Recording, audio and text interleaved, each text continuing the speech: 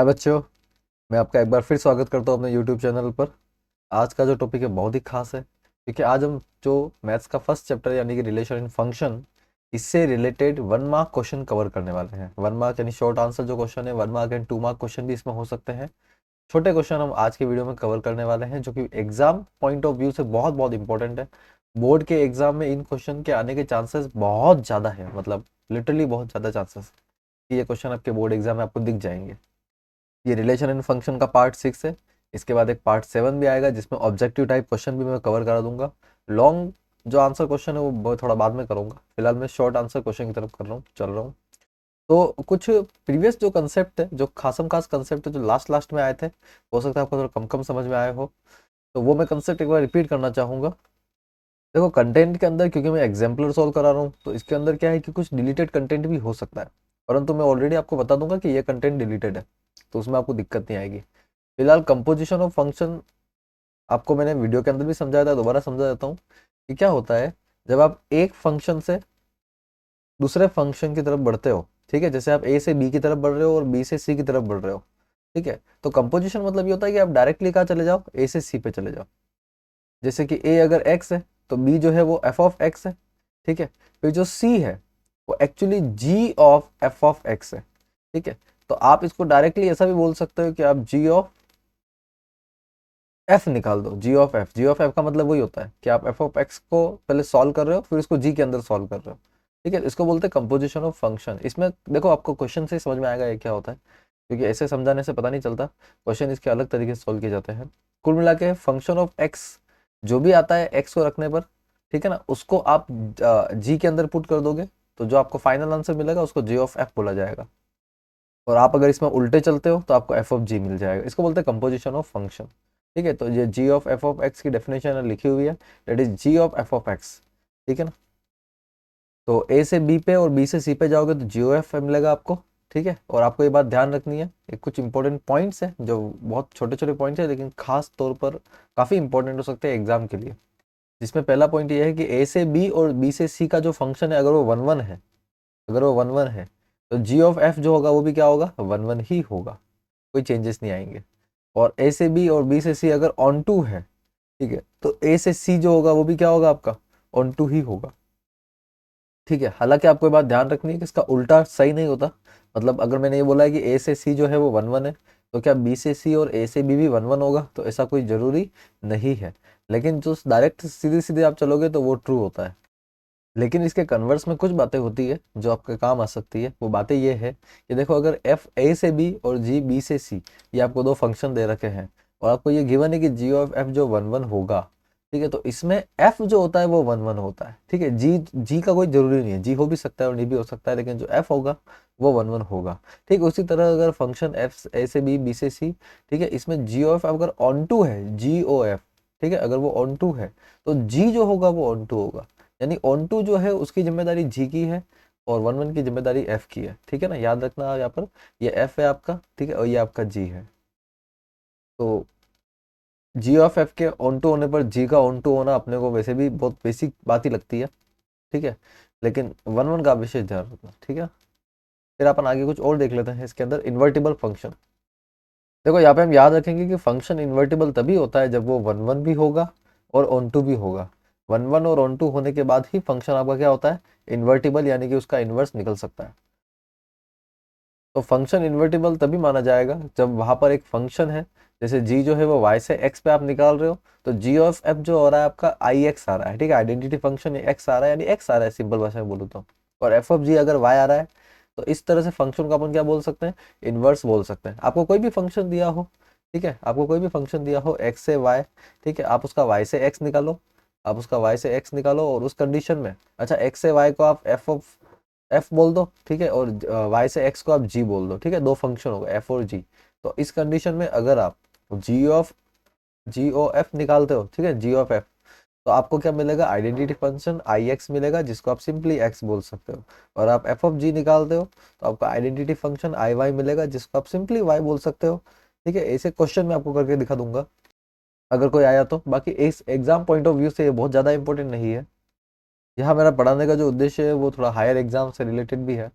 ठीक है, कुल मिला के एक एग्जाम्पल पूरी खत्म करनी है। ठीक है। दूसरी बात ये कि एक्स से वाई इन्वर्टिबल तभी होगा जब जो फंक्शन है वो बाइजेक्टिव है। बहुत इंपॉर्टेंट, बाइजेक्टिव मतलब one one and onto होता है। तो one one onto bijective होगा तो ही फंक्शन क्या होगा, इन्वर्टिबल होगा।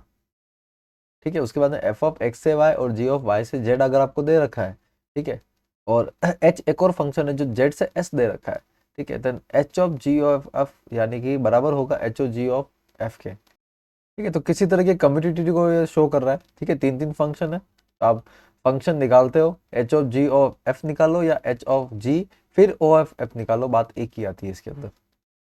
ठीक है। कुछ नहीं है, जी ऑफ को पहले सॉल्व करके फिर उसका एच ऑफ निकालना है, इसमें एच ऑफ जी को सॉल्व करके फिर उसका एफ निकालना है।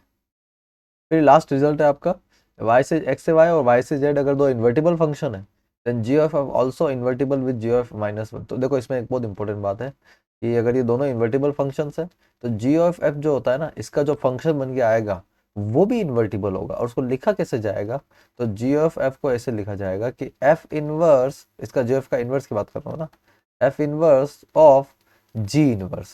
ठीक है ना, एफ इनवर्स पहले आएगा और जी इनवर्स क्या होगा, बाद में आएगा। फंक्शन का ये जो रूप है ना, ये आपको विशेष ध्यान रखना है कि आगे भी इस कंसेप्ट को यूज किया गया। ठीक है। फिर बात कर लेते हैं अपन बाइनरी ऑपरेशन की।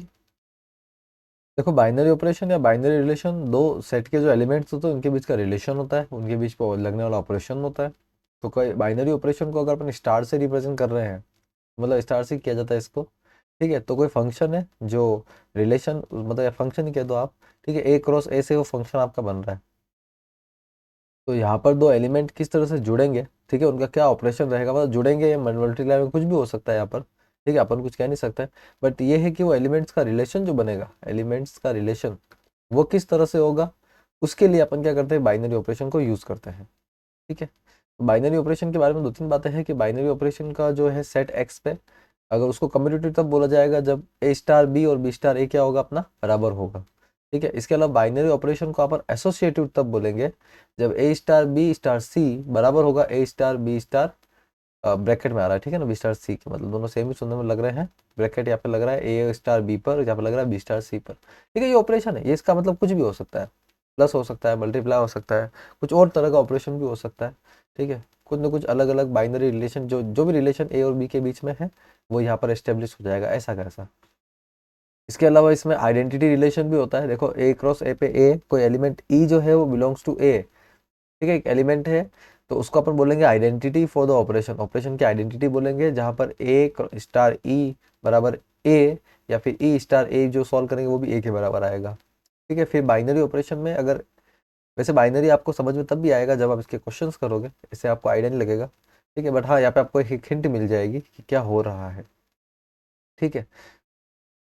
इसके अलावा देखो इन्वर्टिबल, इन्वर्टिबल भी इसके अंदर होता है। इन्वर्टिबल तब होता है जब इस ऑपरेशन में जब अपन ए स्टार बी करते हैं तो अपना ई आता है, ठीक है, और वो बी स्टार ए के बराबर होता है, तो उसको अपन क्या बोलते हैं, इनवर्स ऑफ ए। ठीक है।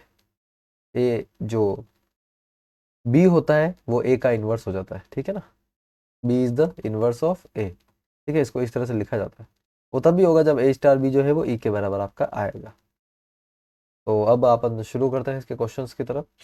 Reflexive symmetric transitive, I hope आपको पता होगा, वहीं से सारा का सारा कंसेप्ट निकल के आ रहा है। ठीक है। वीडियो में ऑलरेडी 8 मिनट हो चुके हैं, अब अपन एग्जाम्पल की तरफ बढ़ेंगे। तो फर्स्ट क्वेश्चन आपकी स्क्रीन पर ये है, आप चाहो तो उसको सॉल्व करने की कोशिश कर सकते हो, और मैं इसको यहाँ सॉल्व कर लेता हूँ फटाक से। तो देखो ए जो है आपको क्या दे रखा है, 0 1 2 3 दे रखा है। ठीक है, 0 1 2 3, और ये पूछ रहा है कि एक रिलेशन आर जो है वो ऐसे डिफाइन हो रहा है कि आर आपको दे रखा है, ठीक है, पूरा दे रखा है। तो आर आपको बताना है कि वो रिफ्लेक्सिव, सिमेट्रिक या ट्रांजिटिव तीनों में से क्या क्या है। तो देखो सबसे पहले रिफ्लेक्सिव के लिए क्या शर्त होती है, आपको अच्छी तरह से पता है कि जो जो भी एलिमेंट यहाँ पर आ रहे हैं उन सभी एलिमेंट का, ठीक है ना, सेम आइडेंटिटी एलिमेंट का सेट यहाँ प्रेजेंट हो। जैसे 0 है तो 0 0 प्रेजेंट होना चाहिए, बिल्कुल प्रेजेंट है। फिर 1 का 1 1 प्रेजेंट होना चाहिए, वो भी प्रेजेंट है। 2 का 2 2 भी चाहिए, वो भी है। 3 का 3 3 भी चाहिए, तो वो भी है। तो रिफ्लेक्सिव के लिए तो यस हो जाएगा। ठीक है। फिर सिमेट्रिक के लिए चेक कर लेते हैं अपन। अच्छा, एग्जाम में आप कैसे लिखेंगे, देखो एग्जाम में आप ऐसे लिखेंगे कि reflexive cause, because 0 0 1 1 2 2 and 3 3 belongs to R. ठीक है ना, ये आप लिखोगे, सो इट इज रिफ्लेक्सिव, ऐसे आप इसको लिखोगे। ये आपके एग्जाम में लिखने का पैटर्न हो सकता है। वैसे 1 मार्क का क्वेश्चन होगा, ज़्यादा कुछ लिखने की जरूरत नहीं आपको, बहुत छोटी मोटी बातें आपको लिखनी है। ठीक है, ये अपना रिफ्लेक्सिव प्रूव हो जाएगा। फिर सिमेट्रिक के लिए अपन क्या करेंगे, सिमेट्रिक में ये शर्त होती है कि देखो सारे एलिमेंट का आना सिमेट्री में जरूरी नहीं है, सारे एलिमेंट का ऐसा ऑर्डर बनना कोई जरूरी नहीं है, बट जो एलिमेंट इसके अंदर आए हैं उनका रेसिप्रोकल यानी रिवर्स होना चाहिए। जीरो, जैसे 0 1 है तो 1 0 होना चाहिए, क्या है 1 0 है, ठीक है। 0 3 है तो 3 0 होना चाहिए, तो 3 0 भी है। फिर 1 0 है तो 0 1 होना चाहिए, वो तो है ही है, खैर 1 1 2 2 कोई दिक्कत नहीं है। 3 0 है तो 0 3 होना चाहिए, वो भी है, मतलब कि ये सिमेट्रिक है, यस सिमेट्रिक।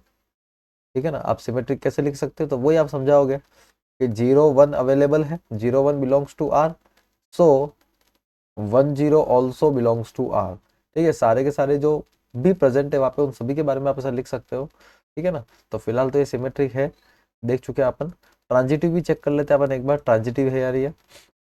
तो ट्रांजिटिव के लिए क्या शर्त होती है कि अगर कोई भी ऑर्डर प्रेजेंट है, उसके बाद वाला ऑर्डर प्रेजेंट है, तो थर्ड ऑर्डर भी प्रेजेंट होना चाहिए। जैसे कि 0 1 प्रेजेंट है, ठीक है, 0 1 प्रेजेंट है, तो यहाँ कहीं 1 0 भी प्रेजेंट है, तो 0 0 भी होना चाहिए, तो 0 0 है, तो ये यहाँ तो इस जगह तो ट्रांजिटिव है। फिर 0 3 है, फिर 3 0 है, और 0 0 भी है, बिल्कुल है, कोई दिक्कत नहीं है।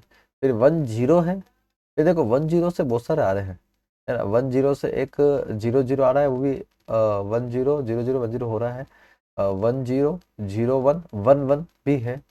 फिर 1 0 0 3 1 3 भी अपने को चाहिए, क्या 1 3 आपको दिख रहा है, 1 3 नहीं आपको नहीं दिखा, तो आप यहाँ लिखोगे कि 1 0 belongs to group relation, sorry 1 0, फिर 0 3 belongs to relation, but 1 3 does not belongs to relation, so it is not transitive, ये ट्रांजिटिव नहीं है। ठीक है ना, ये आपका ट्रांजिटिव नहीं होगा। तो आपको समझ में आ गया होगा, ये रिफ्लेक्सिव है, सिमेट्रिक है, बट ट्रांजिटिव नहीं है। रिफ्लेक्सिव है, सिमेट्रिक है, but not transitive. Next question की तरफ चलेंगे अपन। क्या लिखा हुआ है, सेट है आपका 1 2 3, define the relation R set of A follows. Relation आपको दे रखा है, write the order pair to be added to R to make the smallest equivalent relation. देखो इसको स्मॉलेस्ट इक्विवेलेंट रिलेशन बनाना है, क्या क्या आप इसमें ऐड करो कि इक्विवेलेंट बन जाए। ठीक है, तो मेरी बात सुनो, तीन चीज आपको चेक करनी है, रिफ्लेक्सिव, सिमेट्रिक और ट्रांजिटिव। ठीक है, और सबसे छोटा मतलब बहुत ज्यादा आपको जो भर भर के ऐड नहीं करना है। ठीक है, क्योंकि आप सारे एलिमेंट अगर ऐड कर दोगे तो वैसे ही क्या हो जाएगा, सब कुछ हो ही जाएगा, इक्विवेलेंस बन जाएगा। इक्विवेलेंस का मतलब क्या होता है कि वो तीनों ही होगा, वो रिफ्लेक्सिव भी होगा, वो सिमेट्रिक भी होगा, और वो ट्रांजिटिव भी होगा। जब तीनों होता है तो उसको अपन क्या बोलते हैं, इक्विवेलेंस रिलेशन बोलते हैं। तो 1 1 है, 2 2 है, 3 3 है, और 1 3 है। ठीक है, अब मेरी बात सुनो, 1 1 2 2 3 3 है, इसका मतलब ये रिफ्लेक्सिव तो है, रिफ्लेक्सिव तो ये हो गया है, कोई दिक्कत नहीं है। ठीक है, अब सिमेट्री चेक कर लेते हैं। तो 1 3 है, तो सिमेट्रिक होने के लिए 3 1 भी होना चाहिए। देखो 1 3 है तो 3 1 भी होना चाहिए, तो ये सिमेट्रिक हो जाएगा। तो हमने सिमेट्रिक बनाने के लिए क्या ऐड किया इसके अंदर, हमने सिमेट्रिक बनाने के लिए 3 1 ऐड किया है। ठीक है ना, फिर उसके बाद में अभी सिमेट्रिक भी हो चुका है। ठीक है, अब अपने को चेक करना है कि ट्रांजिटिव है या नहीं है। तो ट्रांजिटिव के लिए देखो 1 3 है, 3 1 है, तो 1 1 आपका होना चाहिए, वो अवेलेबल है। ठीक है, और 3 1 पे 1 1 है, तो 3 1 भी ठीक हो, दिक्कत नहीं है। और इसके अलावा और देख लो, 3 1 पे 1 3 है, 3 3 भी अवेलेबल, ओके। मतलब कि मुझे कुछ और ऐड करने की जरूरत नहीं है, अब ये तीनों हो चुके हैं कंप्लीट। ठीक है ना, तो ये ट्रांजिटिव भी हो चुका है आराम से, तो ट्रांजिटिव बिल्कुल साफ साफ हो चुका है। देखो 1 3 है, 1 3 है, 1 3 का 3 1 है, और 3 1 का 1 1 भी अवेलेबल है। और भी आप चाहो तो चेक कर सकते हो, ये सभी केस में ट्रांजिटिव हो चुका है। ठीक है, तो ये ट्रांजिटिव भी हो चुका है, रिफ्लेक्सिव भी हो चुका है, और सिमेट्रिक भी। तो हमने क्या ऐड किया है, we need to add only 3 1, हमने सिर्फ 3 1 ऐड किया है ना, और कुछ अपने ऐड नहीं किया। ठीक है ना, ये अपना 3 1 जो है अपना आंसर हो जाएगा। थर्ड एग्जाम्पल पे आ जाते हैं अपन। Let R with equivalence relation on the set Z of integers given by. देखो आर जो है वो रिलेशन है ए से बी पे, जहाँ पे लिखा हुआ है 2 डिवाइड्स ए माइनस बी, यानी ए माइनस बी को 2 डिवाइड कर रहा है। ठीक है, तो आपको इसका इक्विवेलेंट क्लास लिखनी है। तो देखो यहाँ पे अपन क्या करने वाले हैं, सबसे पहली बात तो ये है कि इक्विवेलेंस क्लास हमको लिखनी है 0 के लिए। ठीक है, और ऑलरेडी अपने को मेंशन है R with equivalence relation of the set Z of the integers given by. ठीक है, इक्विवेलेंस रिलेशन ये है। तो इक्विवेलेंस क्लास लिखने के लिए अपन क्या करेंगे, अगर अपने को 0 पे लिखनी है तो एक एलिमेंट को अपने को क्या कर देना पड़ेगा, 0 कर देना पड़ेगा। तो वन एलिमेंट विल बी 0। ठीक है ना, तो अपन क्या करते हैं यहाँ पर बी को 0 कर देते हैं। ठीक है, तो b इजिकल्स टू 0। अब आपको क्या है, कंडीशन दे रखी है, तो कंडीशन हमको दे रखी है कि a minus b by two, ठीक है, ये बिलोंग्स टू इंटीजर होना चाहिए। देखो ये इंटीजर से ही बिलोंग करेगा, क्योंकि आप दो चीज़ों को अगर दो चीज़ों मतलब किसी भी चीज़ को अगर दो से डिवाइड कर रहे हो, तो आपका आंसर अगर इंटीजर आएगा तभी तो आप मानोगे कि डिवाइड हुआ है। अगर आपका आंसर इंटीजर नहीं आएगा तो आप कैसे मानोगे कि डिवाइड हुआ है, ठीक है ना। जैसे 4/2 है तो 2 आएगा, 2 एक इंटीजर है, तो भी तो आप मानोगे डिवाइड हुआ है। तो डिवाइड हम तभी मानते हैं जब इंटीजर आता है, तो इसलिए a minus b by two belongs to integer मैंने लिख दिया है, ठीक है ना। और वैसे भी मेंशन है ये सेट ऑफ इंटीजर ही है, ठीक है। तो आगे देखते हैं अब इसके अंदर क्या हो सकता है अब। तो ये बिलोंग्स टू इंटीजर है, यहाँ पर आप क्या करो, b को 0 रख दो, तो बाय 2 बिलोंग्स टू z। अब इस 2 को आप उधर मल्टीप्लाई कर दो, तो यहाँ से आपको a मिल जाएगा बिलोंग्स टू 2z, यानी जो a की वैल्यू होगी वो 2z होगी। 2z होने का मतलब ये है कि वो मल्टीपल ऑफ 2 होगा, मल्टीपल ऑफ 2। तो यही आपकी इक्विवेलेंट क्लास है, ठीक है ना, 2 के मल्टीपल, यही आपकी इक्विवेलेंट क्लास होगी। तो अगर आपको इक्विवेलेंट क्लास के एलिमेंट्स लिखने हैं, ठीक है, तो भी आप लिख सकते हो, जो आपकी क्लास हो जाएगी वो हो जाएगी आपकी, ठीक है। देखो 2z इसके एलिमेंट्स होंगे, और अगर आपको एग्जैक्ट एलिमेंट्स लिखना है मैं लिख देता हूँ, जैसे एक तो 0 हो सकता है, ठीक है, 0 के बाद में 2 आ सकता है, फिर 4 आ सकता है, फिर 6 आ सकता है। इस तरह से आपके एलिमेंट्स चलेंगे, ठीक है, 2 के मल्टीपल होने चाहिए। और इससे प्लस वाले भी आ जाएंगे और माइनस वाले भी आ जाएंगे, ठीक है। तो मैं इसको ऐसे भी लिख देता हूँ, चलो इसको ढंग से लिखता हूँ, माइनस वाले भी शामिल होंगे इसके अंदर। तो 0, ठीक है, +-2, +-4, +-6 एंड +-8 एंड सो ऑन, ठीक है ना। इस तरह से ये जो अपनी मिलेगी अपनी इक्विवेलेंट क्लास होगी। आई होप आपको क्लियर हो गया होगा इक्विवेलेंट क्लास कैसे निकालना है। एग्जाम्पल 4 की तरफ बढ़ेंगे अपन।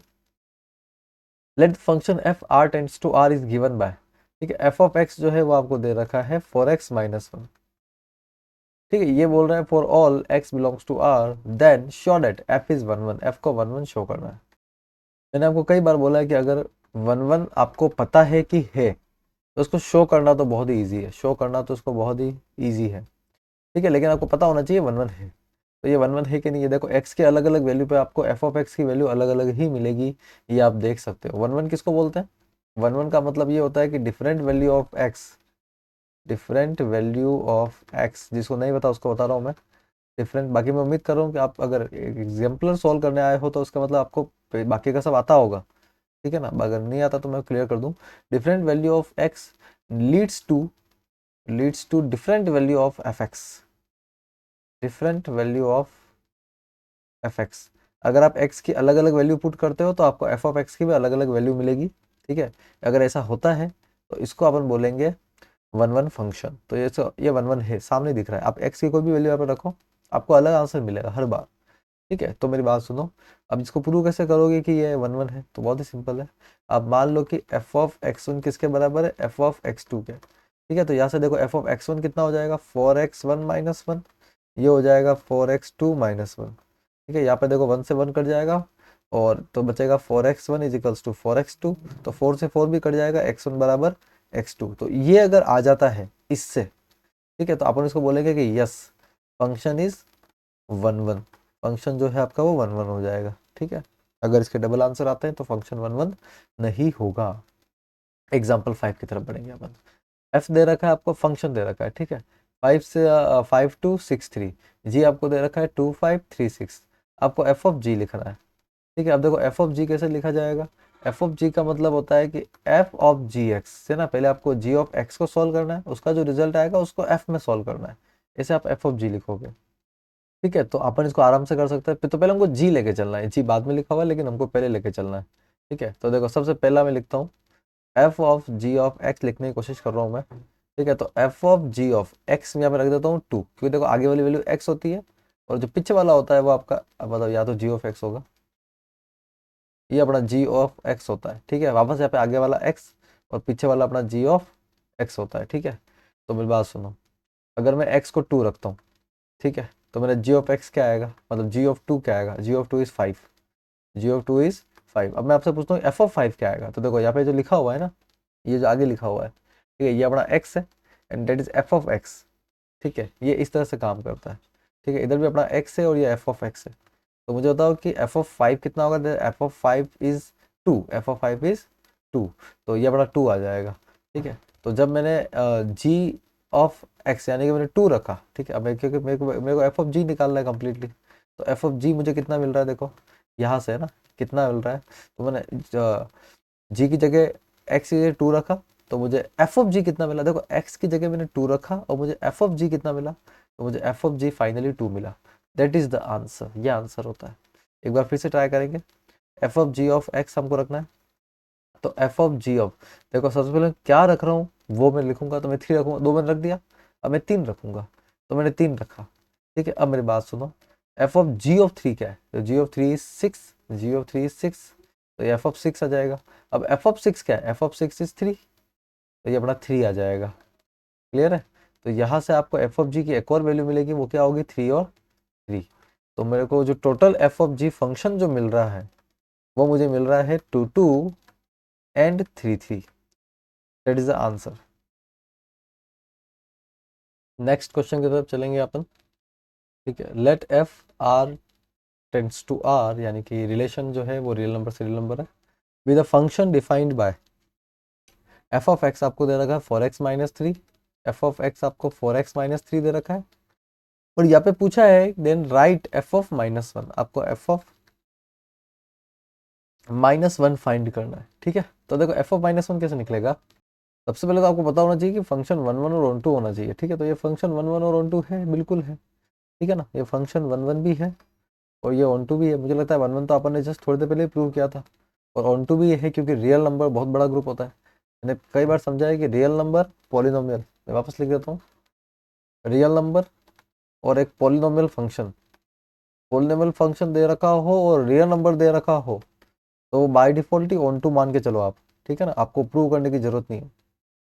90% केस में, 95% केस में तो 1 2 होगा ही होगा, रियल नंबर और पॉलिनोमियल फंक्शन। ठीक है ना, तो ये 1 2 भी है, कोई दिक्कत नहीं है, और इसने वैसे भी प्रूव करने के लिए बोला नहीं, तो हम करेंगे भी नहीं जबरदस्ती का, बस हमको एफ इनवर्स लिखना है। तो देखो एफ इनवर्स कैसे लिखते हैं, लेट एफ ऑफ एक्स को आप वाई लिख दो, तो वाई बराबर क्या मिल जाएगा आपको 4x माइनस 3, यहाँ से आप x निकाल सकते हो, तो देखो y plus 3 is equals to 4x, और सॉरी x निकाल ही दो आप, तो x बराबर आपका हो जाएगा y प्लस 3 बाय 4। तो ये x जो होता है ना, यहाँ पर जो x होता है, यहाँ पे x होता है वो f इनवर्स ऑफ y है, तो f इनवर्स ऑफ y आपको क्या मिला है, y प्लस 3 बाय 4। तो हमको तो इसने f इनवर्स निकालने के लिए बोला है, तो f inverse by default f inverse of x होता है, हमेशा ध्यान रखना है आपको। तो f इनवर्स ऑफ x क्या होना चाहिए, x plus 3 by 4, that is the answer, ये अपना आंसर हो जाएगा। ठीक है ना, फिर नेक्स्ट क्वेश्चन पे चलते हैं अपन। अब बाइनरी ऑपरेशन का क्वेश्चन आया, ध्यान से देखना इसको। अच्छा, ये question out of syllabus for CBSE, CBSE के लिए आउट ऑफ सिलेबस क्वेश्चन है। ठीक है, लेकिन इंपॉर्टेंट है फॉर अदर एग्जाम्स, तो आप देख लीजिएगा, भले फटाफट निकाल दूंगा मैं इसको। तो देखो यहाँ पे कम्पिटेटिव कब बोला जाएगा, कम्पिटेटिव तब बोला जाता है जब फंक्शन ए स्टार बी बराबर होता है बी स्टार ए के। इस केस में क्योंकि हमारा फंक्शन जो है वो एम स्टार एन पर चल रहा है, तो हम बोलेंगे कि एम स्टार एन जो है वो बराबर होना चाहिए एन स्टार एम के फॉर कम्यूटेटिव। ठीक है, तो आप इसको बारी बारी से निकाल दीजिए। जैसे मैंने एम स्टार एन निकाला पहले, तो एम स्टार एन जो मेरा आएगा वो क्या आएगा, m minus n plus m n, दे रखा है उसने ऑलरेडी, है ना, दे रखा है। अब बस आप एन स्टार एम निकाल दीजिए, तो एन स्टार एन, एन की जगह एम और एम की जगह एन आ जाएगा। बहुत विशेष फर्क तो नहीं पड़ा है, पर ये आपको मिलेगा। ठीक है, तो आप इस दोनों को देखिए, अगर ये अगर अलग अलग एलिमेंट है तो मुझे किस भी एंगल से सेम नहीं लग रहे हैं, क्योंकि लग रहा है एम माइनस एन और एन माइनस एम में फ़र्क होता है। तो मैं लिख दूंगा कि m star n is not equal to n star m, तो function by the operation, operation binary operation is not commutative, ये कम्यूटेटिव नहीं है। क्लियर है, आप चाहो तो वैल्यू रख के भी चेक कर सकते हो। ठीक है ना, कोई भी वैल्यू आप 1 2 3 4 कोई भी दो डिफरेंट वैल्यू रख के आपको चेक करना है, सेम नहीं। ठीक है, एग्जाम्पल 8 पे आ जाता है अपन। दिस वन इज रेंज निकालने वाला क्वेश्चन है, इंपॉर्टेंट हो सकता है। एफ जो है 5 to 60 दे रखा है और जी जो है 2536 दे रखा है। तो write the range of f and g. देखो बच्चों, रेंज हमेशा एफ ऑफ एक्स के एलिमेंट होते हैं। जो भी एफ ऑफ एक्स में एलिमेंट आ रहे हैं वो रेंज होती है, या इसको आप और वाई के एलिमेंट भी बोलते हो। ठीक है, ये जो अपन इस तरह से रिलेशन लिखते हैं ना, इसमें पहला एलिमेंट एक्स होता है, दूसरा हमेशा वाई होता है, या पहला एक्स होता है, दूसरा एफ ऑफ एक्स होता है। ठीक है, ये बात आपको ध्यान रखनी है। तो इस हिसाब से अगर मैं चलूँ तो एफ ऑफ एक्स मुझे दिख रहे दोनों। ठीक है, तो मेरी जो एफ की रेंज होगी, रेंज ऑफ एफ वो मेरी होगी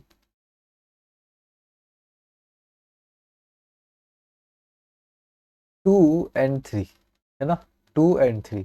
वही दूसरी ओर रेंज ऑफ जी जो यहाँ पे निकल के आएगा वो कितना होगा, देखो रेंज ऑफ जी क्या होगा, 5 और 6।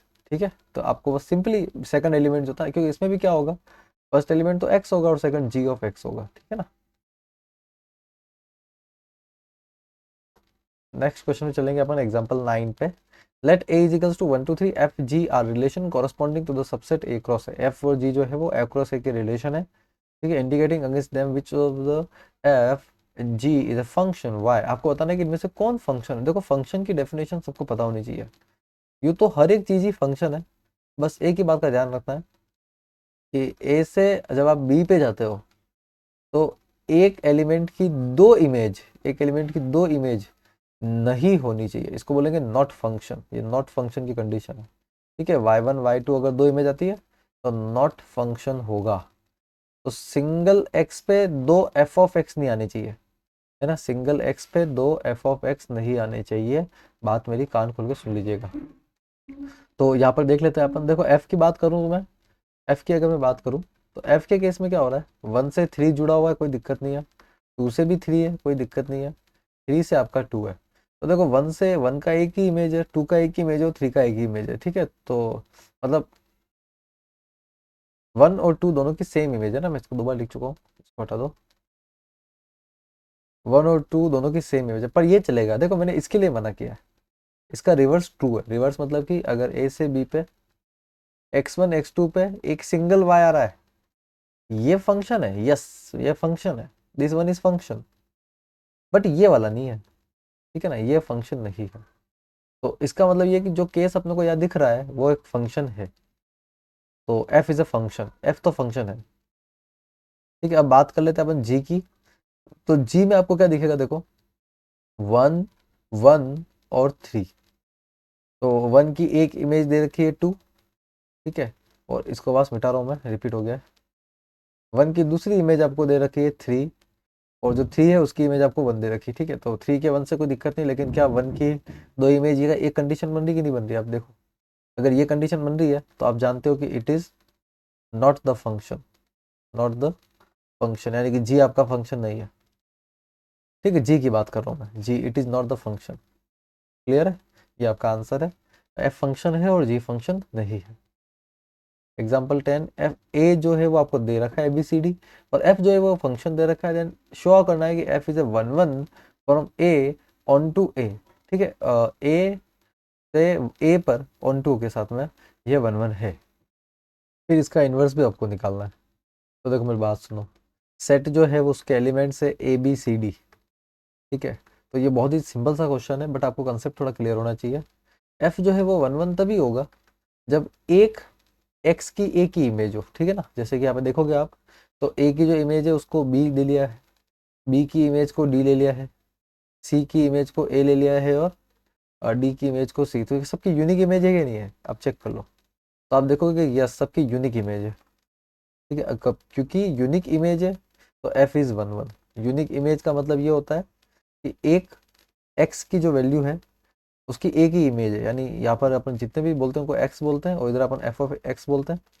तो एफ ऑफ एक्स की जो वैल्यू है यूनिक है सबके लिए, अलग अलग एक्स पे एक एफ ऑफ एक्स की वैल्यू भी अलग अलग है। ठीक है, कोई रिपीट नहीं हुआ है। जैसे अगर मान लो ए की भी बी हो जाती और बी की भी बी हो जाती, ठीक है, तो ये फिर नहीं कहलाता 1 1, ये मैनी वन हो जाता। ठीक है, लेकिन फिलहाल जो केस दे रखा है वो 1 1 ही है, कोई दिक्कत वाली बात नहीं है। तो एफ इज 1 1, ये 1 1 हो गया। ठीक है, फिर आगे बात करते हैं कि ऑन टू है या नहीं है।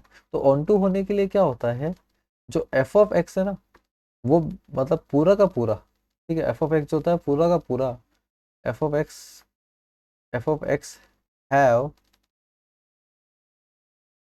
Range of set A.